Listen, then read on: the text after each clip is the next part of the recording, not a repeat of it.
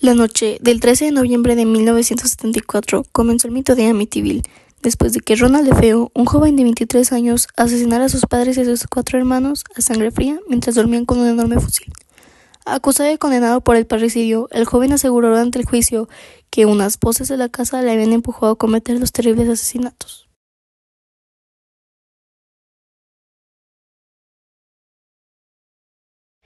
Hola y bienvenidos a este terrorífico podcast. El día de hoy estaremos platicando sobre el caso de Amityville y analizándolo un poco. Pónganse cómodos, que esta historia apenas comienza.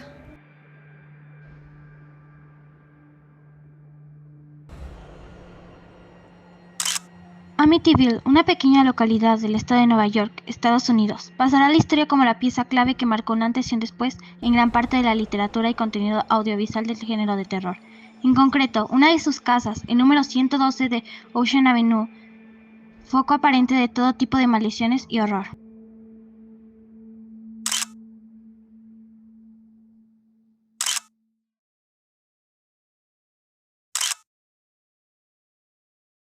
Tras la matanza, Ronald recogió toda su ropa manchada de sangre, la funda de su fusil y las balas del arma, e introdujo todo en la funda de una almohada, que posteriormente encontró la policía en la alcantarilla llena de hojas secas.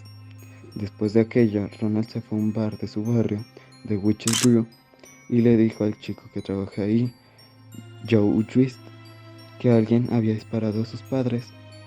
Ronald y Joe se dirigieron a la casa y llamaron a la policía diciendo que había ocurrido un tiroteo.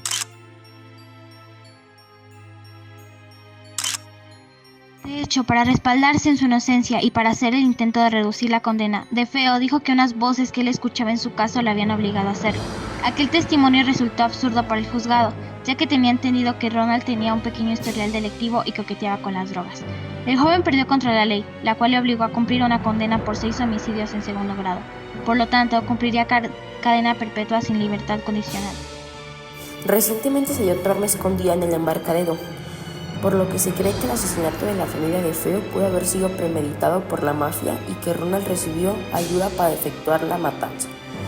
Tal y como declaró en una ocasión, y tal como mencionas, existen más teorías que explican que los posteriores sucesos que ocurrieron en la casa y los fenómenos paranormales que supuestamente atormentaron a los Lutz fueron una farsa que encubrieron los verdaderos fines de la mafia, que a la razón deseaba quedarse con el dinero de los DeFeo.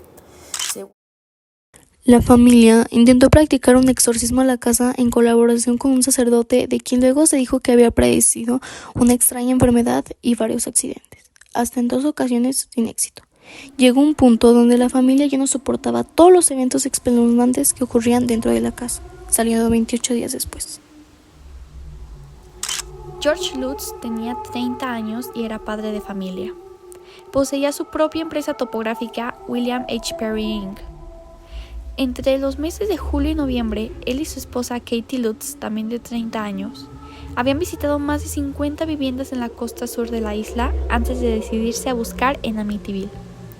Ninguna casa de precio entre $30,000 y $50,000 reunía todos los requisitos que los Lutz querían que tuviera su nuevo hogar. Por ejemplo, que estuviera cerca del mar y que George pudiera trasladar ahí su oficina. Ninguna casa contaba con lo que ellos requerían. Continuando con la búsqueda, George visitó la inmobiliaria Conkin de Massapequa Park y habló con la agente Edith Evans. Esta le dijo que tenía una casa en venta que deseaba mostrarles y que podía hacerlo entre las 3 y las 3:30 de ese mismo día. George aceptó la invitación y les condujo ahí a las 3 de la tarde. La chica se mostró muy amable y les dijo que no sabía lo que buscaban, pero que deseaba mostrarles aquella casa, el número 112 de Ocean Avenue. Es un edificio grande de 3 pisos cubierto por tejas oscuras y fachada igualmente oscura. Es un solar bastante amplio con un jardín muy grande. Y en un poste que se sitúa al final del camino empedrado de la entrada hay un pequeño rótulo con el nombre adjudicado a la casa, el cual puso anterior propietario High Hopes. Supongo que era prácticamente la casa ideal para los Lutz, ¿no? De hecho, George se sorprendió muchísimo y pensó que el precio era erróneo, pero tras una visita por el interior de la casa, Evans les contó que aquella había sido la casa donde aconteció las tragedias de los Efeo. Sin embargo, tanto George como Katie se mantuvieron aparentemente indiferentes. Pero personalmente, si yo estuviera en el lugar de la pareja, al momento de escuchar quién residió ahí antes que yo, me voy corriendo del lugar en ese mismo instante. Y bueno, continuando, la casa reunía todos los requisitos que ellos querían y más. Por ello, aunque excediera de su presupuesto inicial, la consideraron la casa de sus sueños. George dijo que después de todo, los fantasmas no matan, las casas tampoco, solo matan las personas. Hacía casi un año que estaba aquella casa en venta. No había sido anunciada por ninguna parte, pero estaba perfectamente descrita en la inmobiliaria de la señorita Evans. Zona residencial de Amityville. 6 dormitorios, colonia holandés, espacioso cuarto de estar, magnífico comedor, atrio cerrado, 3 baños, sótano completo, garaje para 2 coches, piscina de agua caliente y amplias casetas para bote. Pedían tan solo $80,000. Al acabar el día, Katie y George acostaron a los niños y ellos se quedaron en la sala de estar. George alimentaba el fuego con leños porque notaba un frío glacial en la casa, aunque el termostato estuviese a una temperatura superior a 20 grados. A las 11 de la noche, George y Katie se fueron a dormir por primera vez en su nueva casa, aunque pues no durarían mucho ahí. George se despertó con un fuerte golpe en la puerta principal y se levantó de un salto. Se extrañó a recordar que había cerrado todas las puertas, pero pensó que sería una mala jugada por el sueño. El esposo volvió a su cama a las 3:15 de la madrugada, y esa fue la primera noche que George se despertó a esa misma hora. Al día siguiente, tenía un frío glacial y estaba comprobando todas las puertas y ventanas de la casa para cerrarlas por si alguna hubiera quedado abierta cuando entró en el cuarto de costura. Al interrumpir en la habitación, George se quedó perplejo a ver los cientos de moscas en la ventana, a pesar de que estuviera en pleno invierno. George cogió un periódico enroscado y mató todas las moscas que pudo. En esa misma noche, George se despertó sobresaltado por un fuerte ruido. La pesada puerta de la entrada también estaba abierta, pero cuando George iba a cerrarla, descubrió que había sido arrancada. Pero la cerradura solo se veía forzada por dentro de la casa. Al día siguiente, George llamó a un cerrajero para que arreglara la puerta de la entrada. Cuando George salió de su habitación para investigar, efectivamente, ahí había una enorme figura blanca, con una capucha y un rostro realmente espantoso, y estaba bajando las escaleras. Este fue el último rato que Lutz pasaron en la casa antes de huir de ella.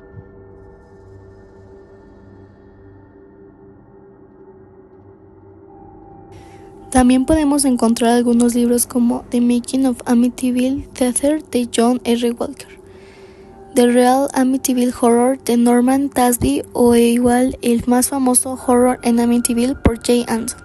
Hay muchos más títulos, pero estos son los principales más famosos. Igual hay varias películas, por ejemplo se encuentra la saga Amityville conformada por 4 películas. También está La Casa del Diablo, La Mansión Maldita, entre otras. Porque igual que los libros, hay demasiadas películas basadas en el caso. Obviamente, su caso saltó a la primera plana de la prensa, y el escritor estadounidense Jay Anson publicó un libro en 1977, The Amityville Horror Story, donde relataba las experiencias de los Lutz en la Casa de los Horrores. La popularidad del libro se disparó de una manera sorprendente, y sobre todo por tener estampado en la portada que se trataba de una historia real, lo que hizo que miles de apasionados por lo paranormal pusieran los ojos en la vivienda.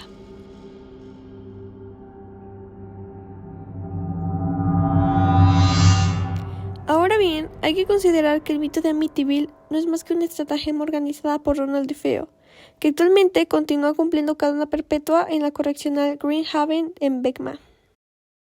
Sí, es más, al ser preguntado al supuesto sacerdote que había acudido a la casa aseguró que nunca puso un pie en ella y solo había hablado en una ocasión con Katy Lutz, que le llamó para describir sus levitaciones nocturnas.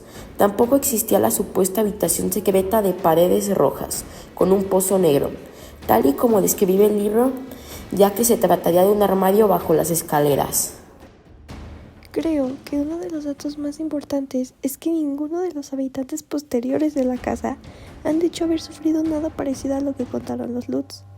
Y por si fuese poco, William Weber, que fue abogado de Ronald DeFeo, hizo alusiones a un supuesto trato que habría establecido su defendido con los Lutz, que junto a Anson, el autor del libro famoso, contarían las historias de las voces y apariciones para que DeFeo lograse ver defendida su sentencia. De igual manera, fuese cual fuese el objetivo, lo consiguieron de sobra, porque Amityville se ha convertido en una pieza clave del género de terror, origen de muchos de sus clichés, y ha producido un sinfín de películas, series, cortometrajes y literatura relacionada. En caso de atreverse, la vivienda está valorada en aproximadamente $1 millón, aunque tiene dueño. Esperamos hayan disfrutado este corto pero espeluznante capítulo. No olviden revisar sus camas antes de dormir y esperamos tengan una muy terrorífica noche.